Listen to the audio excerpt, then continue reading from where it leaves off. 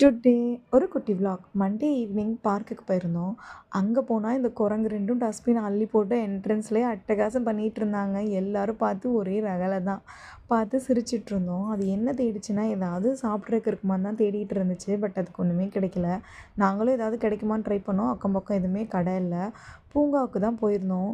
ஏன்னா சமைக்க துவைக்க கழுவ ஆர்டர் டிஸ்பேச் பண்ண ரிப்பீட் மூட்லேயே போயிட்டு இருந்துச்சு. இப்படி போனால் சரியாக வராது, கொஞ்சம் ரிஃப்ரெஷிங்காக இருக்கணும்னு சொல்லிட்டு பூங்காவுக்கு போயிருந்தோம். நல்லா என்ஜாய்மெண்ட்டாக இருந்துச்சு.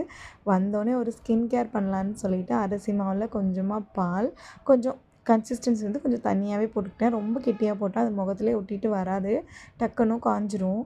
அதனால் கொஞ்சம் பால் ஊற்றிட்டு அது கூட ஆலிவ் ஆயிலும் சேர்த்துட்டு ரெண்டையும் நல்லா மிக்ஸ் பண்ணிவிட்டு ஃபேஸில் அப்ளை பண்ணிகிட்டு இருந்தேன். அதுக்குள்ளேயே பிள்ளைங்க போய் நல்லா விளையாடி டயர்டாகவும், அம்மா ரொம்ப டயர்டாக இருக்குது அப்படின்னு சொல்லி பசிக்குதுன்னு சொல்லிட்டாங்க. சரி ஏதாவது செய்யலான்னு சொல்லி வராத பரோட்டாவை வான்னு செய்ய ஸ்டார்ட் பண்ணிட்டேன்.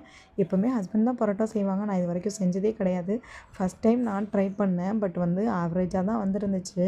சரி அப்படி இப்படின்னு மாவு பிசைஞ்சு போட ஸ்டார்ட் பண்ணால் நானும் இந்த விசிறுவாங்கல்ல அந்த மாதிரி பறக்க விடலான்னு பார்த்தா கொஞ்சம் கூட வரல. நானும் அப்படி இப்படின்னு ட்ரை பண்ணால் நான் ஒரு பக்கம் விசிறுனா அது ஒரு பக்கம் போகுது. லெஃப்ட் போட்டால் ரைட்டு போகுது, ரைட்டு போட்டால் லெஃப்ட் போகுது, அப்படி இப்படின்னு போய்க்கிட்டே இருந்துச்சு. இதுக்கு மேலே சரி வராதுன்னு சப்பாத்தி கட்டையை எடுத்து போட்டு நல்லா தேய்ச்சி விட்டு அந்த பரோட்டாவை அப்படி இப்படின்னு போட்டாச்சு.